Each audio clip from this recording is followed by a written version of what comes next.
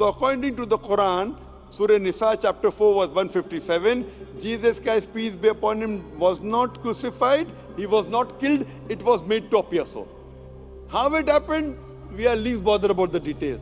The next verse says in Surah Nisa chapter 4 verse 158, Allah raised him up alive unto himself. बिस्मिल्लाहिर्रहमानिर्रहीम। दीन दुनिया channel में आपको खुशामदीद कहते हैं। आप दावे करते हैं कि जीसस को सलीब पर नहीं चढ़ाया गया, बल्कि उनको अल्लाह ताला ने उठा लिया है। आपके दावे इंतहाई खोखले हैं, इसकी कोई मंतक नहीं बनती। अगर सिपाहियों ने जीसस को छुरा घोंप दिया था और वो दफन होने से पहले भी जिंदा थे, या सलीब पर जिसको चढ़ाया गया वो कौन था? क्या वो जीसस थे या कोई और कैसे हो सकता है कि इतने ज्यादा लोग मौजूद हों और वो किसी को पहचान ही न सकें कि सलीब पर चढ़ा शख्स जीसस है या कोई और? मुझे आपके दावों में कोई हकीकत नहीं लगती। मुझे मुतमईन कर दें, मैं इस्लाम कबूल करने के बारे में सोचूंगी। नाजरीन, डॉक्टर जाकिर नाइक को ये चैलेंज एक ईसाई लड़की रेचल ने दिया था। उसने जीसस से मुतालिक ईसाई अकीदे का खूब दिफा किया और इस्लाम में जीसस से मुतालिक वाक़े पर सवालात किए। डॉक्टर जाकिर नाइक ने उस लड़की का चैलेंज फौरी कबूल कर लिया और उससे भी अपना जहन बनाने का कहा कि मेरे जवाब के बाद तुम वाकई सही जवाब पालोगी, इसलिए इस्लाम के बारे में अभी से सोचना शुरू कर दो। मगर क्या वाकई डॉक्टर जाकिर नाइक उस लड़की को मुतमईन कर पाए? अगर कर दिया तो क्या उस लड़की ने इस्लाम भी कबूल किया या फिर अपने दावे से ही मुकर गई? ये जानने के लिए आपको इस वीडियो को आखिर तक देखना होगा। मगर इससे पहले आपने हमारा चैनल सब्सक्राइब नहीं किया तो अभी कर दें और साथ में बेल का बटन भी दबा दें ताकि आपको नई वीडियो से मुतालिक नोटिफिकेशन बर वक्त मिल सके और दीन का इल्म जानने में आपको ज्यादा देर ना हो। डॉक्टर जाकिर नाइक ने उस लड़की को जीसस से मुतालिक इस्लाम के अकीदे के बारे में बताया कि जीसस पर जब सिपाहियों ने वार किए तो उससे मुतालिक कुरान पाक और बाइबल में मुख्तलिफ चीजें हैं। यहूदियों ने फख्र से कहा कि उन्होंने जीसस को कत्ल कर दिया है, तो कुरान पाक में वाज़े लिखा है और उनके ये कहने पर कि हमने मरियम के बेटे मसीह ईसा को कत्ल किया जो अल्लाह का रसूल था, हालांकि उन्होंने उसे कत्ल किया और ना सूली पर चढ़ाया, लेकिन उनको इश्तबा हो गया और जिन लोगों ने उसके बारे में इख्तलाफ किया है वो भी दरअसल शक में मुब्तला हैं।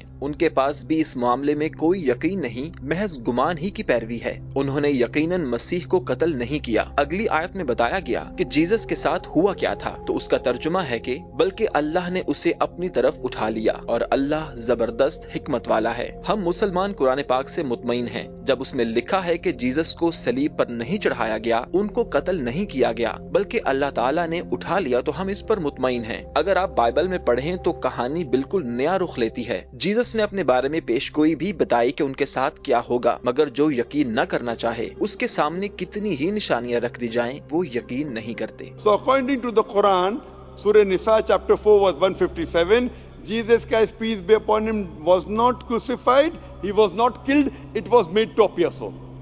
How it happened, we are least bothered about the details. The next verse says in Surah Nisa chapter 4 158, Allah raised him up alive unto himself. In the Bible now, for the Muslims, Quran says he was not killed, he was not crucified.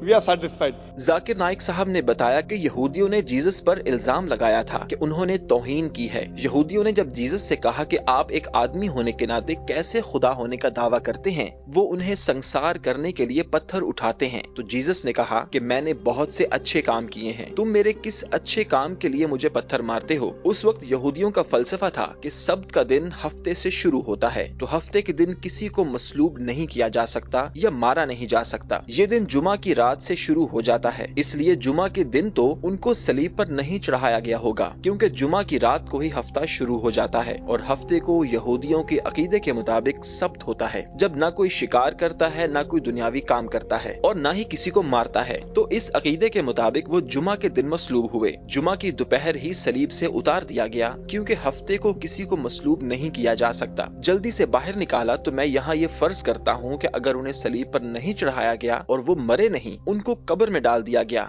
जहां वो जिंदा थे। चूंकि अंग्रेजी जुबान में सलीब पर चढ़ाने के लिए लफ्ज क्रूसिफिकेशन इस्तेमाल होता है और क्रूसिफिकेशन का मतलब है जो सलीब पर चढ़कर मर जाए, मगर जो सलीब पर चढ़ जाए और न मरे उसके लिए भी यही लफ्ज इस्तेमाल किया जाता है। जीसस के सलीब पर चढ़कर वफात पा जाने की कहानी अफसाने से ज्यादा कुछ नहीं है। When he says, "And my Father are one," so they think that he claimed divinity.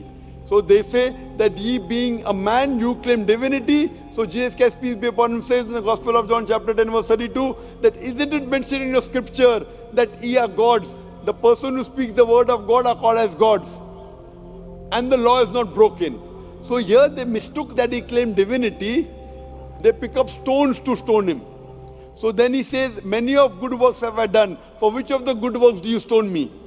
So based on this, there's a trial in Pontius Pilate, and then he's put on the cross. And at that time, the Sabbath starts on Saturday for the Jews.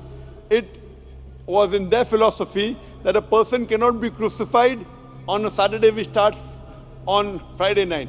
Doctor साहब ने उस ईसाई लड़की को बताया कि जब लोगों ने हजरत ईसा से कहा कि हमें कोई निशानी दें, उन्होंने कोई मोजज़ा मांगा, जिस पर जीसस ने कहा कि बदकार निशानी मांगते हैं, उन्हें यूनस की निशानी के सिवा कोई निशानी नहीं मिलेगी। जिस तरह यूनस 3 दिन और 3 रात मछली के पेट में रहे, ऐसे ही इब्ने आदम भी 3 दिन और 3 रातें जमीन के पेट में रहेगा। इसमें 2 चीजें हैं। एक तो जीसस ने खुद को इब्ने आदम कहा, यानी खुद ही ईसाइयों का दावा झुठला दिया जिस पर वो यकीन करते हैं, और फिर दूसरा उन्होंने ये भी बता दिया कि वो सलीब पर मरेंगे नहीं बल्कि जिंदा रहेंगे। और ईसाइयों का हजरत यूनस अलैहिस्सलाम से मुतालिक ये यकीन है कि उन्हें अल्लाह ताला ने नैनवा जाकर पैगाम पहुंचाने का कहा था, मगर वो वहां नहीं गए, कहीं और चले गए। बहरी जहाज में सफर कर रहे थे जहां एक तूफान आया। उस वक्त के मानने वालों का ये अकीदा था कि कोई गुलाम मालिक के हुक्म को न माने तो समंदरी तूफान आते हैं और तब थमते हैं जब तक उस नाफरमान गुलाम को समंदर के हवाले न कर दिया जाए। तो ईसाइयों के अकीदे के मुताबिक हजरत यूनस अलैहिस्सलाम ने खुद को पेश किया और कहा कि मैंने ये नाफरमानी की है, जिस पर जहाज वालों ने उन्हें समंदर में फेंक दिया,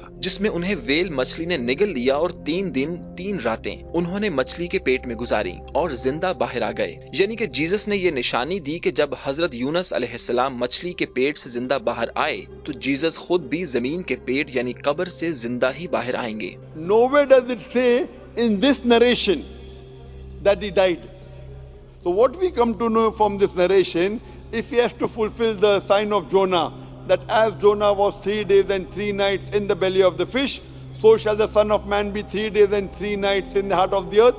Jesus Christ, peace be upon him, has to be alive. If he's dead, that means Jesus Christ, peace be upon him, lied. In the Gospel of Matthew chapter number 12, verse number 38, he says, and he gives a prophecy, that as Jonah was, so shall the Son of Man be. If Jonah was alive, he has to be alive. So what I assume in my reading as a student, after doing research, I don't believe Jesus Christ, peace be upon him, lied. So to fulfill his prophecy, I have to believe he was alive. He was put on the cross, but he did not die.